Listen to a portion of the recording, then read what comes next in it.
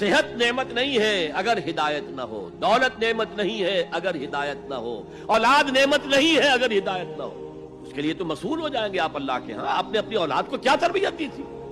نعمت ہدایت، ہدایت ہے وہ شے اس کے ساتھ جڑ کر جو چیز آئے وہ نعمت ہے، اس کے بغیر کوئی نعمت نہیں۔ اور الہدیٰ قرآن حکیم ہے، تو عظیم ترین نعمت قرآن ہے، خیر اعظم قرآن ہے۔